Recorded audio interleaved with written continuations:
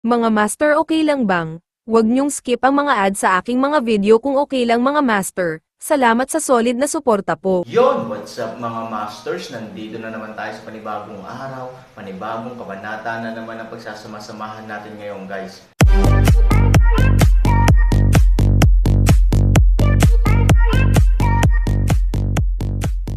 Bali mga masters, kung bago ka pa lang po sa aking YouTube channel, please click the subscribe button, lalong-lalo na po yung notification bell guys, para maging connected pa rin tayo sa isa't isa at maging updated kayo sa mga susunod ko pang video.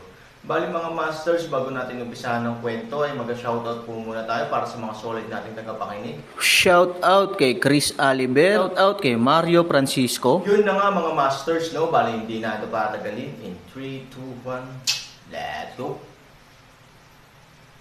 Sa pag-iisip nito, biglang muling pinasigla ni Aaron ang kanyang fighting spirit sa kanyang mga mata.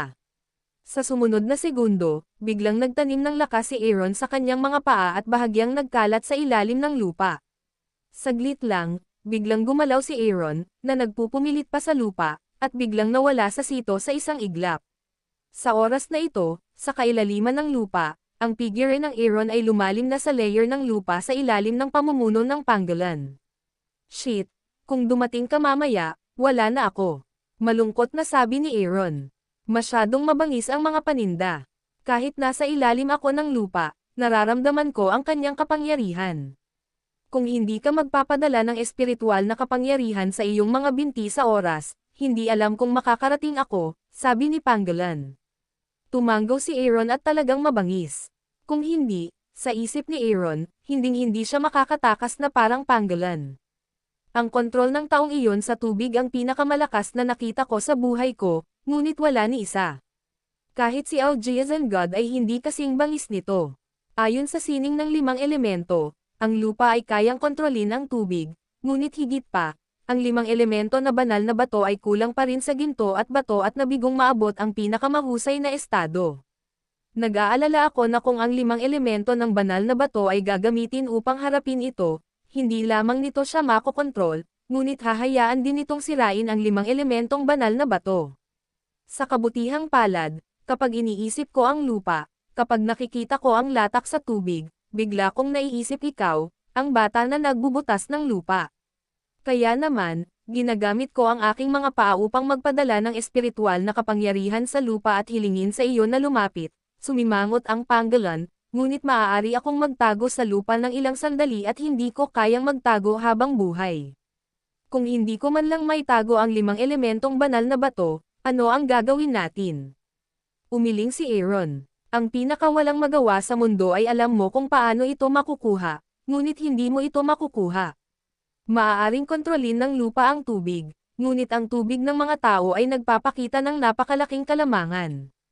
Ang prinsipyo ng mutual restraint ay hindi umiiral. Mas mabuti pang bilasan mo at huwag mong kalimutan na may nakalagay na wind sign. Kung sakaling naiinip si Lanfo, kapag dumating na ang wind sign, kailangan na tayong maging pareho ni Goben. Walang magawa si Panggalan. Kung gusto niyang gumawa ng paraan, ano ang magagawa niya? Si Hansani ay naliligaw din. Nang makitang tahimik si Hansani, tumigil sa pagsasalita si Panggalan at umupo na lamang sa isang tabi at sinimulang suriin ang kanyang pinsala. Gustong sumakit ng ulo ni Hansani, ngunit gumagalaw pa rin ang Panggalan. Medyo hindi nasiyahan si Hansani at napakunot ang noo, hindi ba't hiniling mo sa akin na humanap ng paraan ng mabilis? Pagkatapos ay guguluhin kita, kaya mo bang mamuhay ng payapa? Lumipat sa paligid na parang uod, sabi ni Hansani. Ang Panggalan ay agad na tumigil sa paggalaw sa kanyang kamay at sinabing mali, ito ay para tulungan ka pa rin. Sino ang nakakaalam kung gaano karaming mga pinsala ang iniwan ng ROC sa akin ngayon? Hindi ko ba ito masusuri? Maglaro at huwag mo akong pakialaman. Lumingon si Hansani at tumingin sa malayo, sobrang naagrabyado din ang Panggalan. Bulong niya at inilipat ang bibig. Saktong gumalaw siya, biglang tumalikod si Hansani at sinabing, move again. Ay, shit, I'm wrong. Can we turn the page? I'm going to stay away from you. Sabi ko lumipat ka na. Sabi ni Aaron. Tumingin si Panggalan kay Aaron na nanlulumo. Nakita niyang seryosong-seryoso ang mga mata nito, hindi nagbibiro, kaya kinailangan niyang pisilin ang katawan at walang gana. Matapos lumingon at tumingin sa seryosong titig ni Aaron, sandaling hiya lang ang naramdaman ni Pangolin. Sa harap ng Aaron, para siyang napiling mananayaw, iniikot ang makulay na katawan ni Aaron na si Xing, ay hinahayaan ang amo na makita ang mga kalakal. Wala si Han Sanchen sa kanyang komplikadong pag-iisip. Sa pagkakataong ito, nakakunot ang noo niyang tinitingnan ang Pangolin, na para bang may iniisip. Ang Pangolin ay malungkot na umatras sa isang tabi, umupo at sinusubukang lumayo kay Han Sanchen, upang maiwasan ang anumang mas masamang paiya. Sa oras na ito, biglang ibinuka ni Han Sanchen ang kanyang bibig, nakasimangot at nagsabi, para kang bulate sa lahat ng oras. Bakit malaya kang nakakapilipit? Napaupo ang Pangolin na nanlulumo at inipit ang ulo nito sa isang tabi ng walang sinasabi. Ang lupa ay napakatibay na ito ay napakabigat na sa sandaling ang isang tao ay lumalim sa ilalim ng lupa ay nakatagpo ng pagguho ng lupa mula noong sinaunang panahon, mayroon lamang isang resulta, iyon ay, inilibing ng buhay. Ngunit, ikaw o ang mga earthworm, hindi lamang hindi, ngunit maaari ring malayang gumalaw sa ilalim ng presyon ng lupa. Nang marinig ang huling kalahati ng pangungusap, gumaling ang Pangolin mula sa depresyon at sumagot, dahil ako ang kakanyahan ng lupa. Ngumiti si Hansani, tama. Alam ko kung paano haharapin ang lalaking iyon. Mga master, okay lang bang? Huwag niyong skip ang mga ads sa aking mga video kung okay lang mga master. Salamat sa solid na suporta po. Mayroon ka bang paraan para harapin ang asul na Fu? Nang marinig ang mga salita ni Aaron, ang Pangolin ay biglang naging espiritu at nagmamadaling lumingon sa likod. Dahil kabilang ka sa lupa, kahit na mayroong libu-libong puwersa sa pagitan ng lupa, maaari ka pa rin hindi maapektuhan. Kahit na, hindi sila magdudulot sa iyo ng anumang problema at pinsala, ngunit gagawin kang mas malaya. Ikaw ay gayon din ang mga bulate. Tumanggaw tango si Pangolin, which is really so. Tama. Ang paggamit ng isang salita para i-summarize ang sitwasyon mo ay parang isda sa tubig, so, naiintindihan mo ba?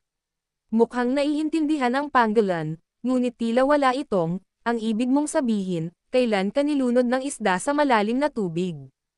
Kailan ka pamana ng isda sa alon ng dagat? Ngumiti si Aaron. Sa sandaling tinapik ng Pangolin ang kanyang ulo, lubos niyang naunawaan ang mga salita ni Aaron. Agad siyang natuwa at sinabing, ang ibig mong sabihin, bagamat malaki ang enerhiya ng tubig ng asul na Fu, hindi mo nais na pumili upang makipagkompetensya, ngunit maging isang isda sa loob. Tumanggaw si Aaron at sinabing, oo, tama, kung gusto mong lumaban, maaring hindi ka baliktaran ang ginagawa mo. Mukhang kailangan kong umasa sayo. Hinawakan ni Aaron ang kanyang 5 elementong Godstone at nakangiting sinabi.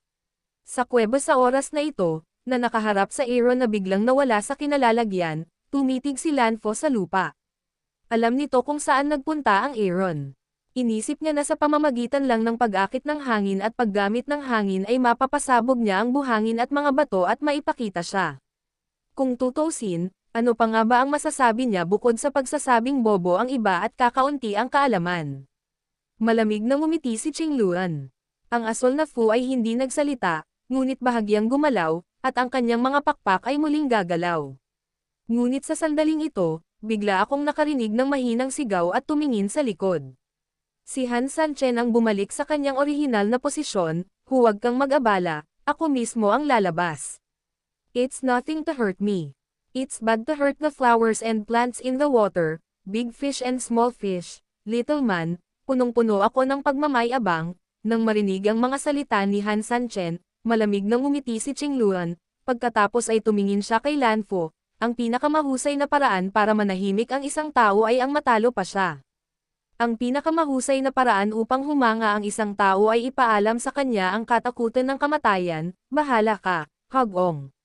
Isang napakalaking muffled na tunog ang biglang tumunog sa buong kalawakan, sumakit ang eardrum, nawalan ng malay, at pati ang lupa ay yumanig. Shit! Sobrang sakit ba talaga ng lalaking ito? Isang random na bulong lang, parang espesyal na kulog na dumarating. Tara na, mas mabuting maging mabangis. Lahat sila ay nagsasabi na ang siyam na sisiw ng Phoenix ay may pambihirang husay. Sa tingin ko ay ganoon nga. Hindi katakataka na ang dragon ay pinindot ang Phoenix sa loob ng libu-libong taon. Nagulat at hinamak si Han Chencheng. Oo nga, nang marinig ito, nagalit si Qingluan, anak na suwail, puno ka ng kalokohan. Nakakainis talaga, Lan Fu, huwag kang magalang. Bigyan mo ako ng mahirap na leksyon sa lalaking ito na hindi nakakaalam ng kadakilaan ng langit at lupa, Agad na nagutos si Lan Fu. Sa sumunod na segundo, biglang bumilis ang dalas ng kanyang katawan at ibinalik ang tingin sa tuktok ng kuweba, parang asol na ulap. Halatang naramdaman ni Han Sanchen na tumataas ang pressure sa kuweba. Alam niya na ang taong ito, tulad ni Qingluan, ay lubos na nagalit sa sarili niya. Sa mundo, narinig mo na ang tungkol sa pagpatay ng dragon sa mga mandirigma, ngunit narinig mo na ba ang tungkol sa pagpatay ng phoenix sa mga mandirigma? Isinasaalang-alang ng lahat ang pagpatay sa mga dragon bilang pinakamataas na karangalan.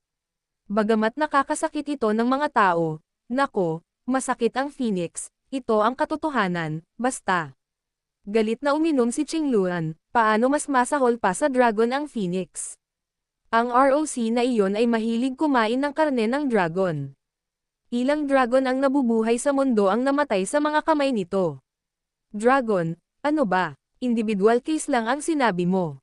Malamang, laging may dragon at phoenix, dragon at phoenix, dragon at phoenix sa harap at likod.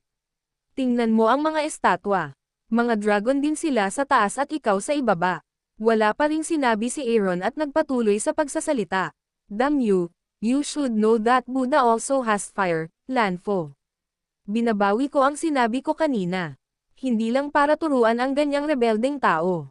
Gusto ko siyang mamatay. Storytelling channel sa YouTube. Buzz. Gumalaw ang tubig, maging ang buhangin at batong lupa ay nagsimulang manginig ng bahagya, at ang eardrum ay puno ng paghiging na tunog.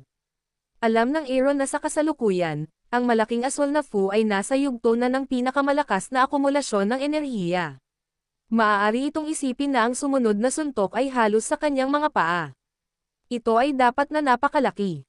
Nang maisip niya ito, matamis ang lalamunan ni Aaron, at ang napakalaking presyon ay direktang nagdulot sa kanya ng subo ng dugo sa kanyang bibig. Gayunpaman, walang sakit at takot sa mukha ni Aaron. Sa kabaligtaran, ang buong tao ay ganap na nasa isang estado ng pananabik, na tila ang taong ito ay naghihintay para sa eksenang ito ng mahabang panahon.